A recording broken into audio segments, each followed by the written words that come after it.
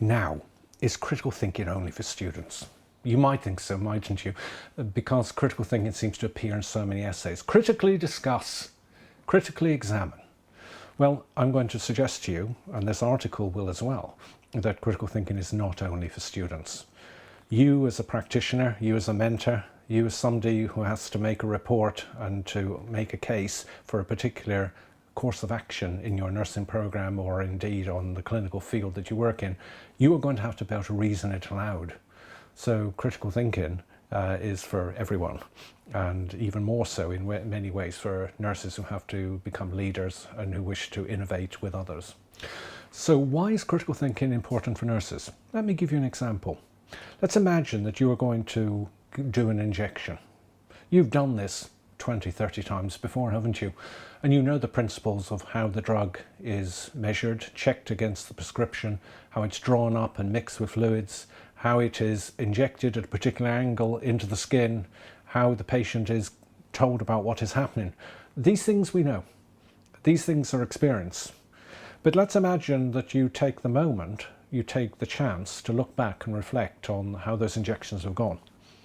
It's perfectly possible that with different patients, with different particular needs and anxieties, that the injection could be done in a number of different ways.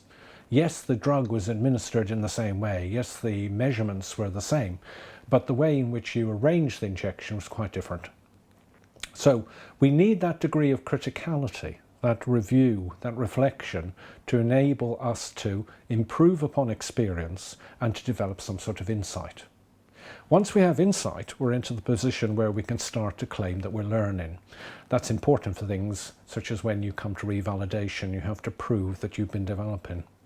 So insight leads to learning, learning leads to innovation, and innovation can mean that your practice remains fresh, remains professional, and it means that it's dynamic and ongoing for the future. Now, why did I prepare this article? I think one of the problems is that critical gets used in different ways. So before we get to the reasoning, the thinking bit, critical gets misunderstood. There are three ways in which I explain critical is used, and by understanding these, you'll start to understand some of the difficulties and the challenges and the opportunities associated with critical thinking. Let's take the first way. We use critical in the social sense, don't we? So you might say, she was always critical of me at school, I never liked her. Or you might say, he was critical of what I did in that essay, that wasn't very fair.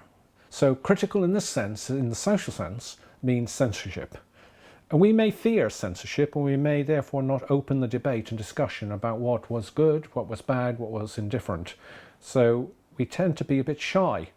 And because of that social etiquette of fear of criticism, we tend to get confused, and it tends to cause us problems. Now imagine there's a second way of using critical, and that is in the professional sense, isn't there? Something could be critical, the care could be critical, the treatment could be critical. Whether in fact the patient improves and gets better at this particular moment, it is a critical phase. So critical here means discernment and judgment, and we need to appreciate that too. But in the sense of learning, in the educational sense, in the terms of getting better at nursing, then we need to think of critical in its more academic sense.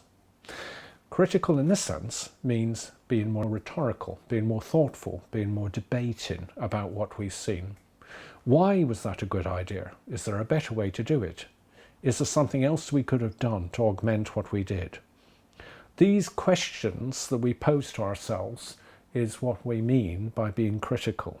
And it's the use of those questions and the answers that we come up with which demonstrate improvements in our learning.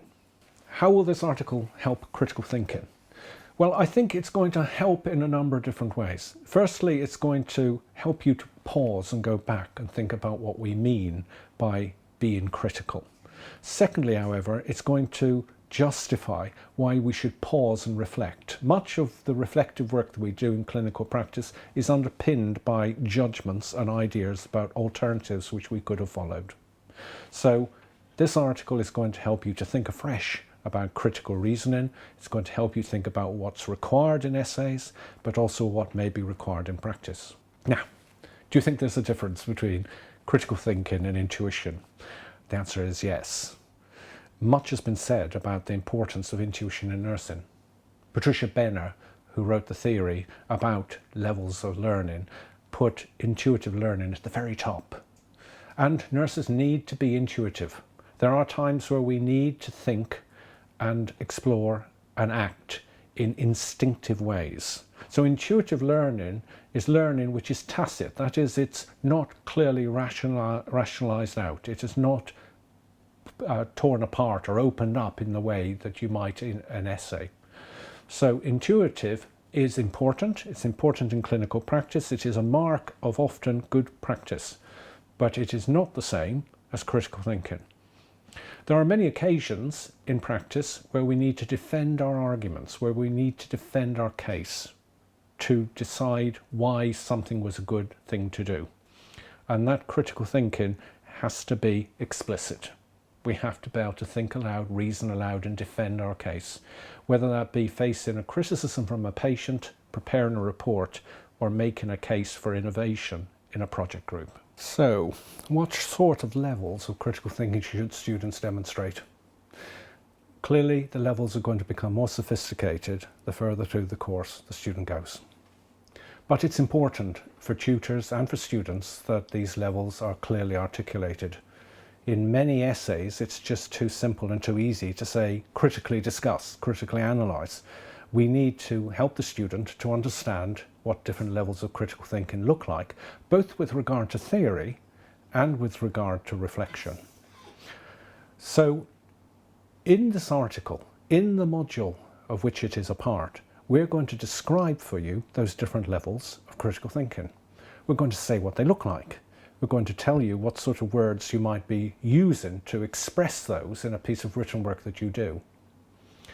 Critical thinking at different levels suggests different levels of sophisticated reasoning, and more sophisticated reasoning means that you are probably going to be a more sensitive, a more insightful, a more critical and thoughtful practitioner. You're going to be able to use your reasoning skills to enable you to work differently with different people at different times. I can't think of a more important subject. I can't think of a better thing for you to grasp. And this article and the module of which it is part is going to play a part in helping you to do that. I wish you every success with that. I know that you can succeed because I've seen it in many essays that I've seen from students, and I see it as a critical reader in terms of what people produce as articles. I hope you enjoy learning about critical thinking. I certainly enjoyed writing about it for you. Good luck.